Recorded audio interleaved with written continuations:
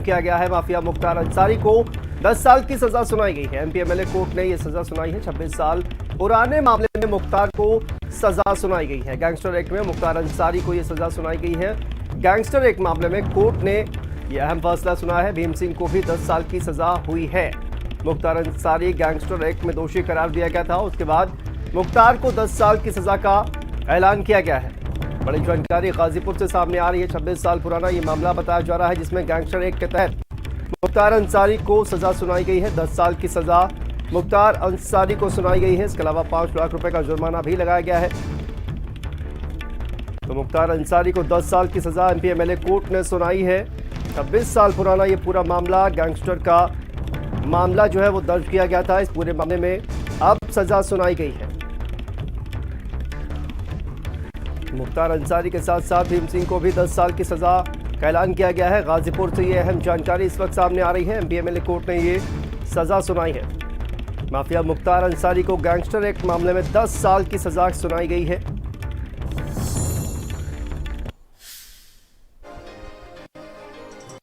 उनके पारिवारिक पृष्ठभूमि को ध्यान में रखते हुए जिस प्रकार ब्रिगेडियर उस्मान नौशेरा के शेर के नाम से जाने जाते हैं, इनके पिता बाबा ये स्वतंत्रता संग्राम सेनानी थे या राष्ट्रीय कांग्रेस के पहले अध्यक्ष थे।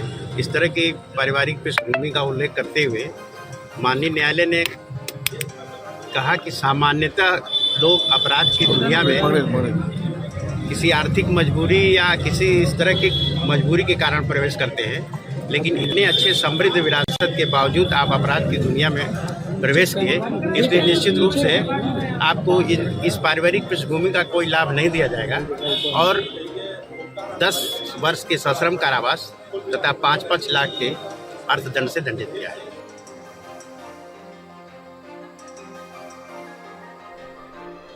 तो देखिए, माफिया मुख्तार अंसारी को 10 साल की सजा एमपी एमएलए कोर्ट ने सुनाई है। इसके अलावा 5 लाख रुपए का जुर्माना भी लगाया गया है। अहम जानकारी गाजीपुर से इस वक्त सामने आ रही है।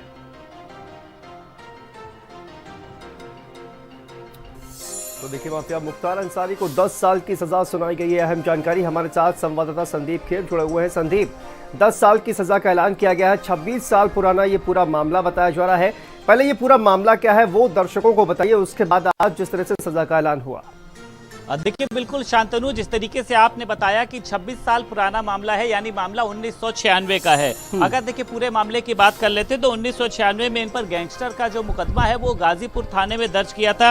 वहां के जो एडिशनल एसपी पर जानलेवा हमला सहित उसी में बनारस के चर्चित अवधेश राय हत्याकांड शामिल थे। इस पूरे गैंगस्टर के मामले में देखिए टोटल 5 मुकदमे दर्ज हुए थे। 5 मुकदमों की अगर बात कर लेते कहां पर दर्ज हुए थे, जिसमें गैंगस्टर एक्ट में 2 गाजीपुर में हुए थे, 2 वाराणसी में और 1 चंदौली का मामला शामिल था।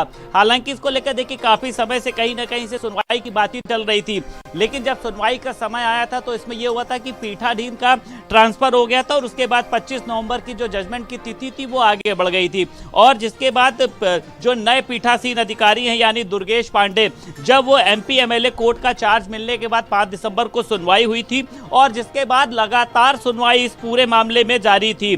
12 सितंबर को सुनवाई पूरी करके फैसला सुरक्षित रख लिया गया था और यह बताया गया था कि आज इस पर फैसला आना, और एक देखिए बड़ी सजा हुई है। वो चाहे मुख्तार अंसारी की बात कर लें या फिर उनके साथ रहे भीम की बात कर लें, 5 लाख रुपए का जुर्माना लगाया गया है। तो देखिए कहीं ना कहीं से एक बड़ा फैसला है जो आज की तारीख में वो आया है।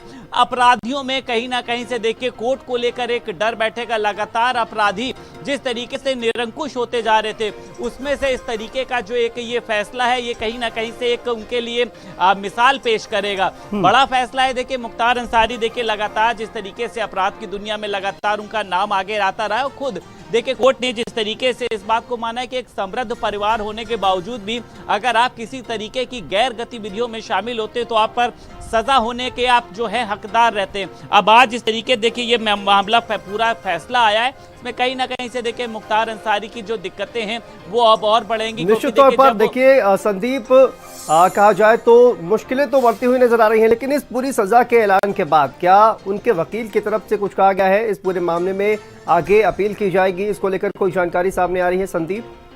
बिल्कुल, देखिए जब एक कोर्ट सजा देती है तो कोई ना कोई उनकी तरफ से भी अपनी तरफ की दलीलें जो है वो पेश करेगा, लेकिन देखिए लगता नहीं है, क्योंकि जिस तरीके से अब कोर्ट ने एमएमपी एमपी एमएलए कोर्ट ने ये पूरा जो गैंगस्टर की कोर्ट होती है उन्होंने फैसला सुना भी दिया है। अब मुझे नहीं लगता है कि उसमें उनके वकील जो है वो किसी तरीके की मजबूत दलील कोई भी पेश कर पाएंगे, क्योंकि मुख्तार अंसारी देखिए कोई समाज सेवक नहीं है। सभी को पता है कि मुख्तार अंसारी लगातार गतिविधियों में, आपराधिक गतिविधियों में शामिल होते हैं और उन पर ये पहले मुकदमे नहीं है, इसके पहले भी तमाम तरीके के आरोप उन पर लगते रहे। इसके पहले जब वो पंजाब कोर्ट में थे, हालांकि उनको लाने के लिए यूपी सरकार ने कितने तरीके के प्रयास किए थे, वहां की सरकार उनको उत्तर प्रदेश में भेज ही नहीं रही थी। इसलिए नहीं भेज रही थी क्योंकि मुख्तार अंसारी को डर था, क्योंकि यहाँ पर मुख्यमंत्री योगी आदित्यनाथ हैं। तो देखिए कहीं ना कहीं से अब जिस तरीके से सजा हुई है, अब उनके वकील किस तरीके की दलीलें पेश करेंगे, उससे आगे आने वाले समय में उसको कोर्ट सुनती है, यानी उनकी दलीलों पर या उनकी याचिका पर विचार भी करती है, ये भी बड़ी बात होगी। लेकिन एक बड़ा फैसला है देखिए, जिसमें 10 साल की सजा हुई है, 5 लाख रुपए का जुर्माना लगाया गया है, तो कहीं ना कहीं से अपराधियों के दिल में देखिए कोर्ट को लेकर एक डर बढ़ेगा। और उसी के साथ साथ लगातार जिस तरीके से कह सकते हैं कि अपराधियों के ऊपर कार्रवाई हो रही है, ऐसे में अब अपराधियों को समझना होगा ठीक है। कि उनके संदीप, ऊपर भी बहुत बहुत कोर्ट बैठी शुक्रिया है। आपका इस तमाम जानकारी के लिए। तो देखिए आपको बता दें कि 10 साल की सजा